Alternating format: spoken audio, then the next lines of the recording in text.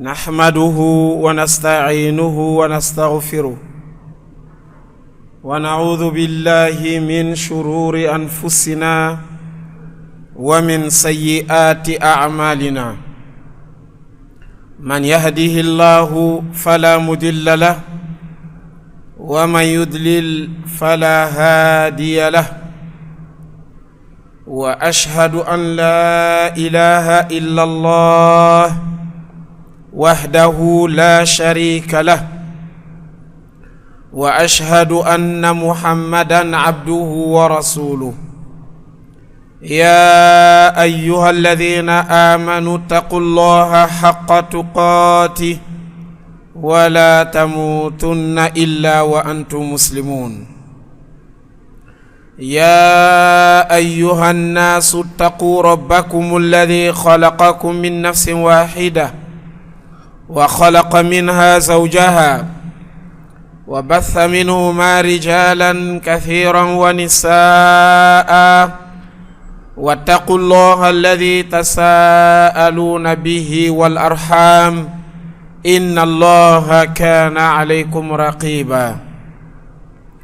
يا أيها الذين آمنوا اتقوا الله وقولوا قولا سديدا يصلح لكم أعمالكم ويغفر لكم ذنوبكم، ومن يطع الله ورسوله فقد فاز فوزا عظيما.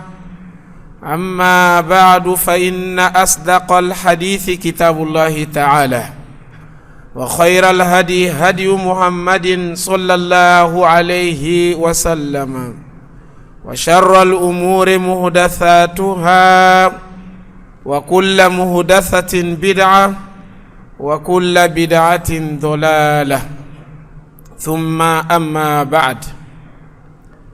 حياكم الله جميعا إخوة الأعزاء، أخوات الكريمات، طبتم وطاب سعيكم وعملكم وممشاكم وتبوأتم من الجنة منزلا. أسأل الله العلي العظيم الذي جمعنا في هذا المكان المبارك وفي هذه الساعة المباركة على طاعته، على غير أرحام تجمع بيننا ولا أموال نتعاطاها، أن يجمعنا في الآخرة مع سيد الدعاة وسيد المرسلين في مستقر رحمته وفي دار مقامته، إنه ولي ذلك والقادر عليه. أيها المسلمون، فعن أسامة بن زيد رضي الله تعالى عنه أن النبي صلى الله عليه وسلم أشرف على أطم من الآطام فقال لأصحابه: هل ترون ما أرى؟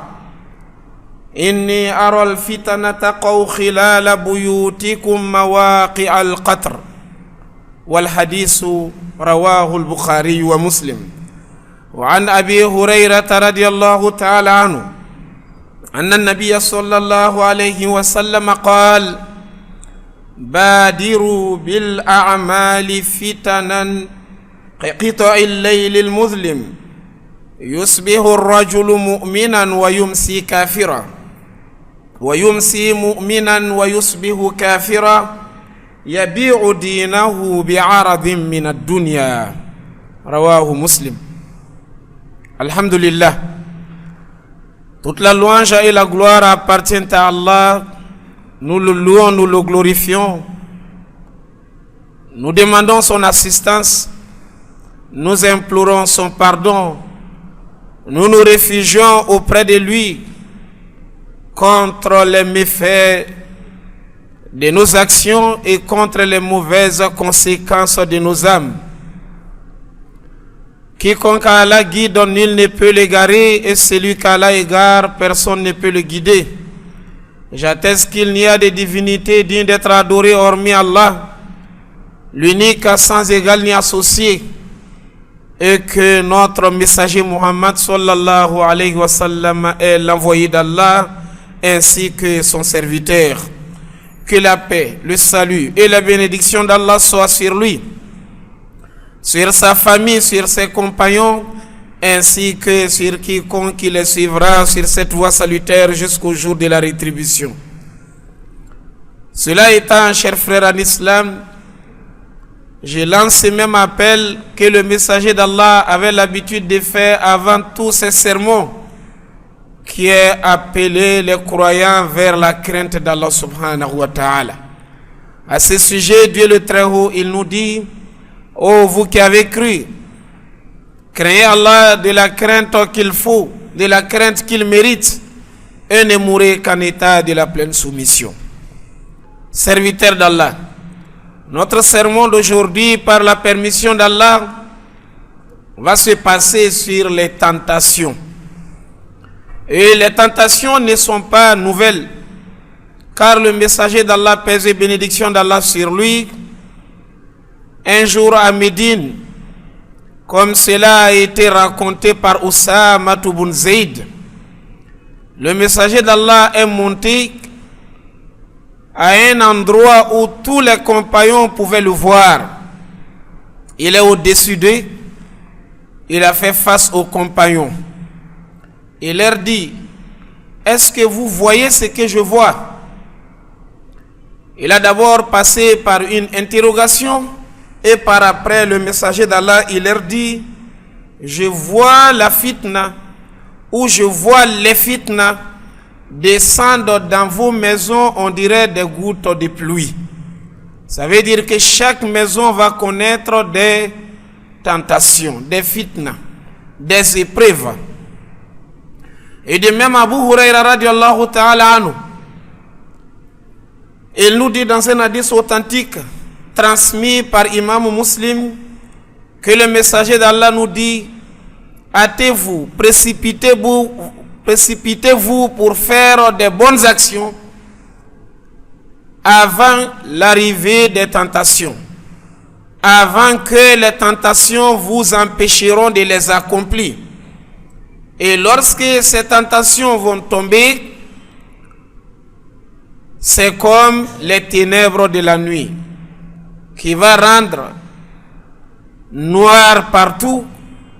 Tu verras un croyant, le matin il est croyant, mais l'après-midi il devient mécréant. Et un mécréant, dans la soirée, d'ici le matin il est croyant, dont la foi n'aura plus de confirmation ni de fixation. Alors le messager d'Allah a averti sa communauté depuis son vivant que nous allons vivre des tentations et des tentations. Mais sachez que les tentations sont divisées à deux parties. Il y a une partie que nous appelons par fitnatu ash-shahawat. Il y a une deuxième partie qui est appelée par fitnatu shubahat. Et nous sommes en train de vivre tous les deux de nos jours. La première qualité qui est fitnatu shahawat, les biens de ce bas monde, le matériel, l'argent, les femmes, les enfants. Les gens seront tellement attirés par ces biens qui fera qu'ils vont perdre la valeur de leur religion. Sinon, ils vont perdre la religion dans son intégralité. Et nous sommes en train de vivre ça aujourd'hui.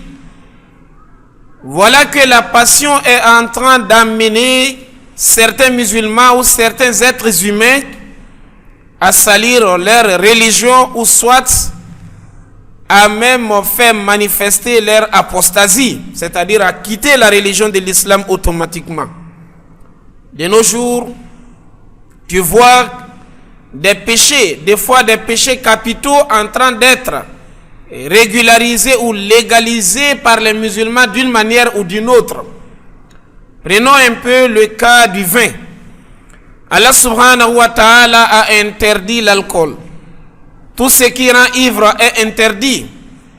De même, la façon dont sa consommation est interdite, c'est de même façon que sa vente est interdite. Son achat est interdit. Son transport est interdit. Travailler dans sa société est interdit.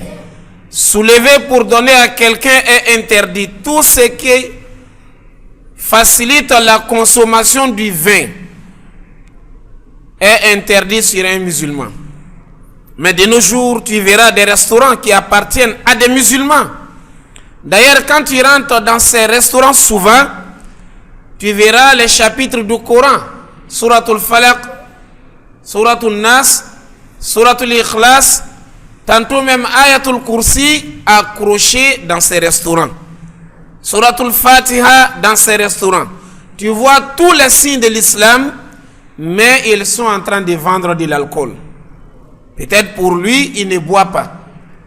Mais lorsque Allah subhanahu wa ta'ala interdit une chose, Inna Allah idha harrama shay'an harama thamana. Lorsque Allah interdit une chose, il interdit aussitôt le sou de cette chose. L'argent qui provient de cette chose devient interdit. Alors la vente de l'alcool est interdite. Acheter, donner à quelqu'un est interdit. Supposons que tu reçois une liste d'une famille non musulmane, que tu veux épouser leur fille. Dans la liste, tu vois qu'ils ont mentionné de l'alcool. Toi, le musulman, tu n'as pas le droit d'acheter l'alcool, aller donner à la famille afin de marier leur fille. Car acheter l'alcool, donner à quelqu'un est interdit. La vente est interdite, l'achat également est interdit. Tu es venu chercher la main de leur fille. Ils ont dit pour l'avoir, il faut tel nombre de bouteilles de whisky, tel nombre de bouteilles de vin rouge, tel nombre de ceci. Toi le musulman, en aucun cas tu dois aller acheter ça, aller donner à la famille. C'est interdit dans la religion de l'islam. Même si tu ne bois pas, tu n'achètes pas pour les autres. Mais trouve une manière pour englober ou calculer, totaliser la valeur qu'ils sont en train de demander, tu vas les remettre en argent. Mais tu n'as pas le droit d'acheter le vin, aller donner à un non-musulman. Regardons encore du côté du porc. La religion de l'islam a interdit la viande du porc. Mais aujourd'hui, il y a des soi-disant connaisseurs qui sont en train de dire qu'on peut élever les porcs.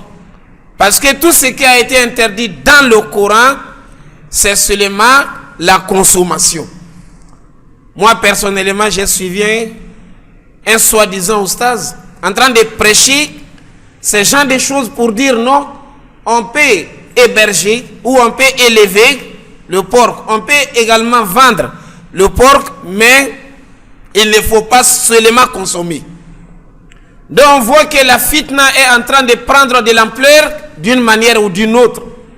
Les gens sont en train de suivre leur passion comme ça a été prédit par le messager d'Allah, la paix et la bénédiction d'Allah sur lui. La fornication, l'adultère est interdite. Mais tu trouves de nos jours, il y a encore des musulmans qui sont en train de légaliser une forme de l'adultère, appelant par zawaj ou mut'a, ou bien nikahul mut'a. Donc il faut faire un mariage par contrat, un mariage temporaire. Tu t'entends avec une femme pour un délai d'1 an. Combien tu vas remettre à la femme? Si vous vous entendez, alors le mariage se célèbre de cette façon à la fin, ou bien c'est avant, tu remets quand même la somme sur laquelle vous vous êtes entendu.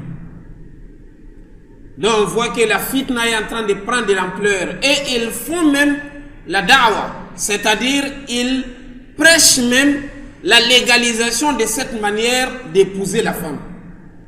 Pour une période d'1 an, une période de 6 mois, une période d'1 mois, même une période d'une journée. Un mariage qu'on fait pour un jour.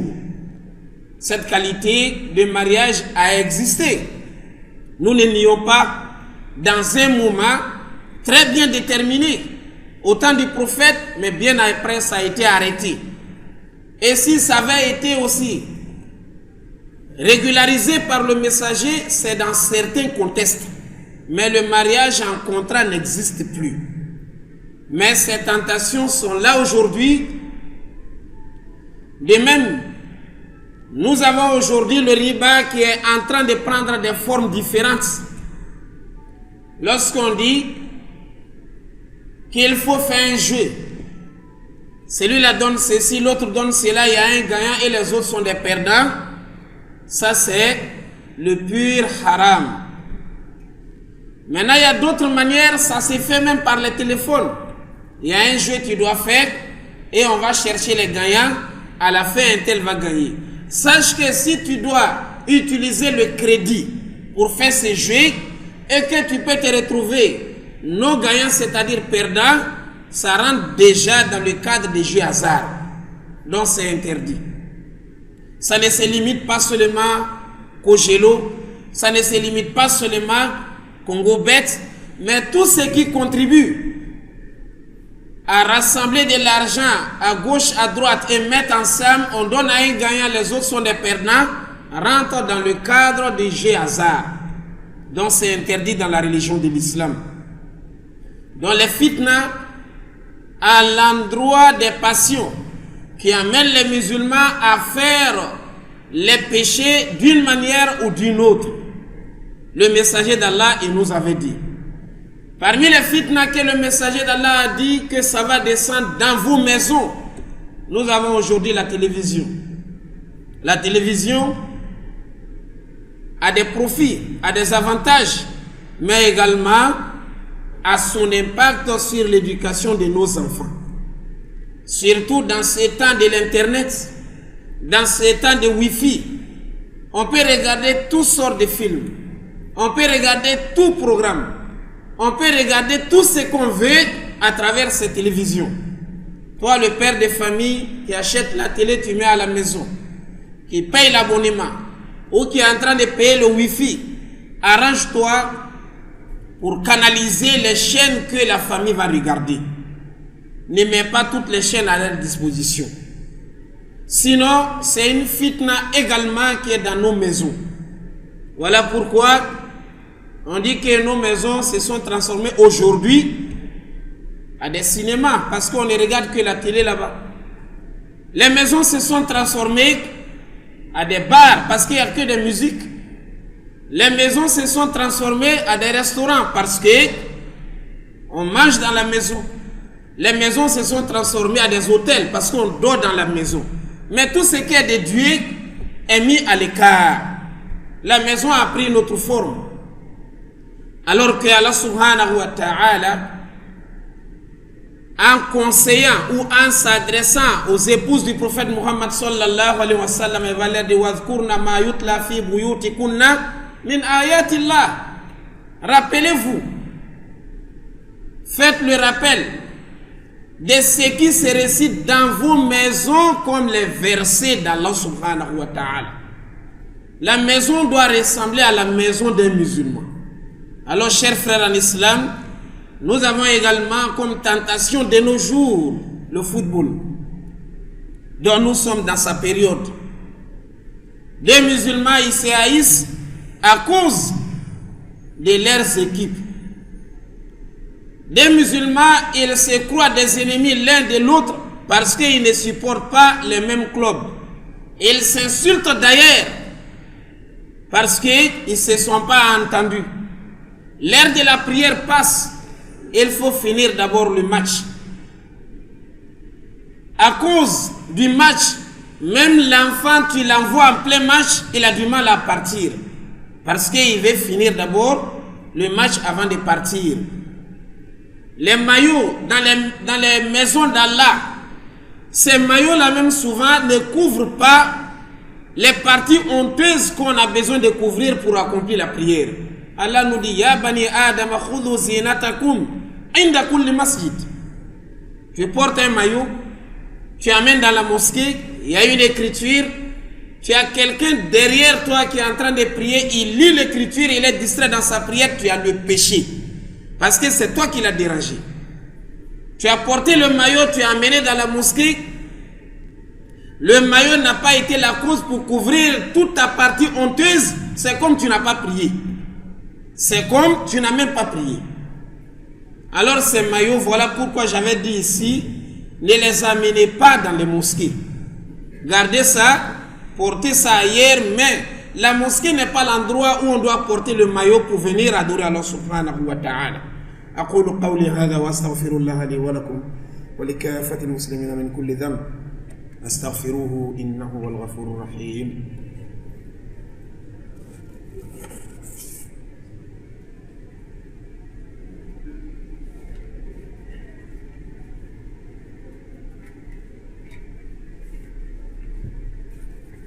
الحمد لله رب العالمين ولا عاقبة للمتقين ولا عدوان إلا على الظالمين. أما بعد, chers frères en islam, parmi les tentations, il y a les musiques sataniques qui sont aujourd'hui le moteur même de tous nos rassemblements.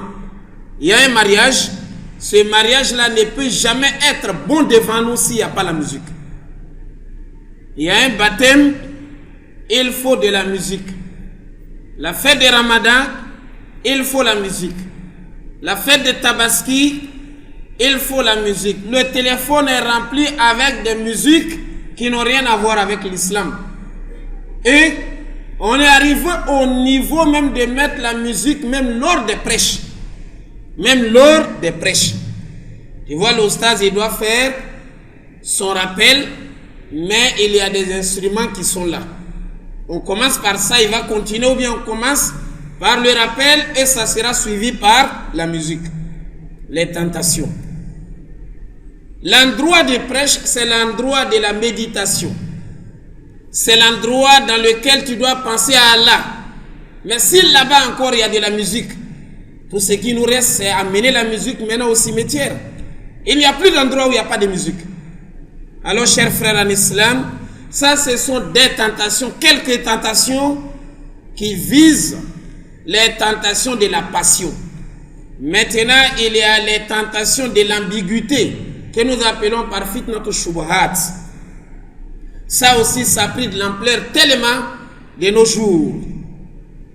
Tu trouves aujourd'hui, il y a des gens qui se disent des musulmans. Mais pour eux, on n'a pas le droit d'utiliser les hadiths. Ils disent qu'il faut seulement travailler avec le Coran. Ils s'appellent par el-Qur'aniyoun.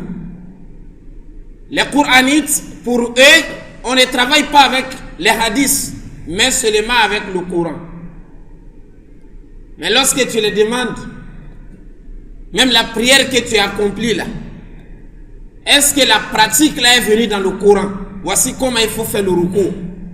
Voici comment il faut se redresser. Qu'est-ce que tu dois dire lorsque tu es debout, lorsque tu es en état de l'inclinaison, lorsque tu as fait le sujoud? Ça ne figure pas dans le Coran. Mais c'est le messager qui les a enseignés dans les hadiths. Mais ils disent on ne travaille pas avec les hadiths. Vous avez perdu quelqu'un, lavez son corps, priez sur le corps. Ça est où dans le Coran? Ça n'existe pas. Mais c'est dans les paroles du prophète Muhammad sallallahu alayhi wa sallam. Et Allah nous dit wa ma ataakumur rasulu fakhudhuhu wa ma nahakum anhu fantahu. C'est que le messager vous donne, prenez. Mais ils disent non, nous on n'a pas besoin des hadiths. Et le prophète avait prédit. Il a dit il arrivera un moment où quelqu'un sera bien assis chez lui, dans son fauteuil, et il dira moi je travaille seulement avec le Coran, je ne travaille pas avec les hadiths. Il dit mais sachez que Dieu m'a envoyé avec le Coran et sont semblables, les deux. Le Coran et les hadiths, c'est les deux qui marchent ensemble. Mais les Qur'aniyoun, ils disent qu'ils n'ont pas besoin des hadiths. Aujourd'hui, ils sont même dans nos pays. C'est une tentation grave. À côté de ces Qur'aniyoun, nous avons encore un autre groupe qui est appelé par Ahmadiyya. Les Ahmadiyya, et ils disent que le prophète Muhammad sallallahu alayhi wa sallam, il n'est pas le dernier des prophètes. Mais Ahmadou Ghulam était un prophète qui est arrivé après le prophète Muhammad sallallahu alayhi wa sallam. Donc pour eux,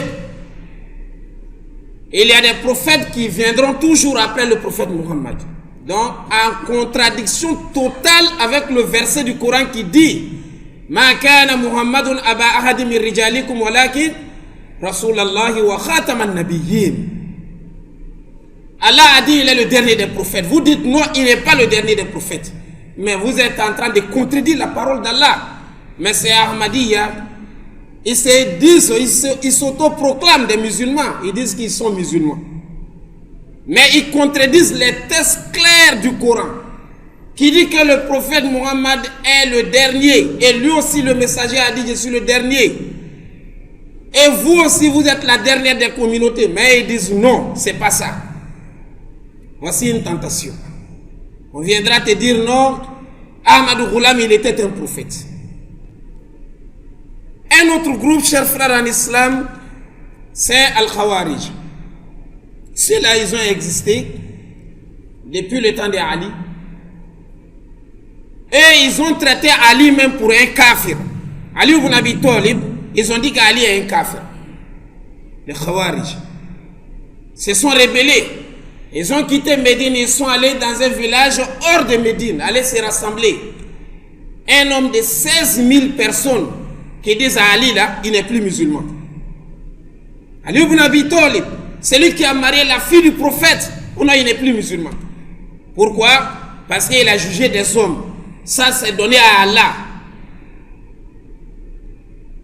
C'est Abdullah ibn Abbas que Ali a envoyé vers eux. C'est Abdullah ibn Abbas, comme nous savons, Abdullah ibn Abbas, Allah subhanahu wa ta'ala lui a donné une connaissance qu'il n'a pas donnée à personne de cette communauté. Parce que le prophète a prié pour lui. Abdullah ibn Abbas qui est parti les confronter. Vous dites ça et ça, mais Allah a dit ça dans le Coran. Vous dites ça et ça, mais Allah a dit ça. Toutes les raisons qui ont été avancées ont été balayées par Abdullah ibn Abbas. Pour dire non, Ali ibn Abi Talib, il n'est pas en contradiction avec les textes du Coran, ni les hadiths du prophète. Mais pourquoi vous lui traitez d'un kafir? Ce groupe est là, Al-Khawarij. Une tentation pour cette communauté. Un autre groupe qui est appelé par Shia. Les Shia également, eux aussi disent non. Abu Bakr Siddiq, après la mort du prophète, il ne devait pas être le premier successeur, donc il a trahi. Après la mort d'Abu Bakr, Omar qui est venu là, oh non, il est mauvais, il a trahi. Après Omar, Ousmane aussi qui est arrivé là, non, Ousmane aussi, il a trahi. Bon, si c'est limité là, peut-être ça devait être un peu moins grave. Mais ils vont au-delà de cela. Comme ils ont trahi, ils ont pris la place après le prophète, alors ils sont des kafirs. Mais est-ce que même si ils avaient trahi, ça peut faire d'eux des kafirs automatiquement? Alors que ce n'est même pas vrai. Voilà. Pour eux, il faut maudire Abu Bakr. Il faut insulter Abu Bakr. Il faut maudire Omar. Il faut aussi insulter Omar. Ousmane ibn Affan, même chose. Ceux-là, pour eux, ils ne sont pas des musulmans. Qu'Allah nous en préserve, ils iront dans le feu de l'enfer, pour eux. Et d'ailleurs, ils ne se limitent pas à eux. Même nous qui les suivons, même nous qui croyons que eux, ils doivent être les successeurs du prophète, ils s'attaquent à nous. Parce que nous croyons à leur succession. Ce groupe aussi est là. Le messager d'Allah, il nous dit: La tasubbu ashabi, n'insultez pas mes compagnons. Falaw anna ahadakum anfaqa mithla uhudin zahaban, si l'un de vous, il a tellement les moyens et il croit en Allah, il a fait de l'aumône, sacrifice, qui vaut la valeur ou la grandeur du mont Uhud, une montagne qui est à Médine. Tu as donné ça en sacrifice. Ma balagha mudda ahadihim wala nasifa. Il dit, tu as donné une montagne, mais la valeur de ta montagne en or ne vaut pas un moud donné par un compagnon. C'est-à-dire moud lorsque tu remplis tes deux mains comme ça. Toi, tu as donné toute une montagne, mais lui, il a donné seulement ce qui peut remplir les 2 mains, il a dit pour lui a la valeur plus que pour toi. Et même la moitié. Mais c'est aujourd'hui, nous on veut mettre un tribunal pour les juger. Toi tu as un tribunal pour juger Abou Bakr, pour dire ce qu'il a fait n'est pas bon, c'est bon. Après le prophète Mohammed, il n'y a aucun homme dans cette communauté meilleur que Abou Bakr Siddiq radiallahu ta'ala anhu. Omar ibn al-Khattab, Ousmane ibn Affan, le messager d'Allah, un jour il dit à Ousmane, à partir d'aujourd'hui, tout ce que tu feras, Allah t'a excusé. À partir d'aujourd'hui, là, ce que tu viens de faire, comme bon acte, lorsqu'on préparait Ghazwatul Tabouk, il dit à partir de cet instant, toi, Allah ne va plus te punir pour ce que tu fais. Et il est le seul homme, depuis notre père Adam, jusqu'à la fin du monde, qui a eu la chance de marier 2 filles d'un prophète. Tu ne trouveras pas. Il a marié une fille d'un prophète, la fille meurt et il marie encore une autre fille du prophète, ça n'existe pas dans l'histoire. Ousmane ibn Affan seul qui a eu cette chance. Omar ibn al-Khattab, le messager d'Allah a dit, le Satan a peur de toi. S'il est en train de venir par un chemin, il te voit toi Omar en train de passer par le même chemin, il dit, le Satan change de route. Il ne veut pas te rencontrer. Ces hommes-là, toi tu dis non, tu vas les juger. Tu ne vois pas que c'est le pire égarement. Chers frères en islam, alors nous sommes dans le temps des tentations. Et lorsqu'on est dans le temps des tentations, il s'agit de fixer sa foi et de faire le dua. Le messager d'Allah, il disait, Allahumma ya muqallib al-qulub, thabbit qalbi ala dinik. Ou bien thabbit qalbi ala ta'atik. Ô toi Allah, qui change les cœurs, affermisse mon cœur sur ta religion. Parce que le cœur change, comme le messager d'Allah a dit. Un homme, il est croyant le matin, l'après-midi, il n'est plus croyant. Nous demandons à Allah subhanahu wa ta'ala qui nous affermisse à jamais, qu'Allah subhanahu wa ta'ala fortifie notre foi et qu'Allah demeure de nous ceux qui aiment tous les compagnons des prophètes et la famille du prophète. Allahumma a'izz al-islam wal muslimin wa adhill ash-shirka wal mushrikin wa damir a'da'aka a'da' ad-din. Allahumma salli ala Muhammadin wa ala ali Muhammad kama sallaita ala Ibrahim wa ala ali Ibrahim wa barik ala Muhammadin wa ala ali Muhammad كما باركت على إبراهيم وعلى آل إبراهيم في العالمين إنك حميد مجيد وصلى الله على محمد وعلى آله وأصحابه وسلم تسليما كثيرا والحمد لله رب العالمين قوموا إلى صلاتكم.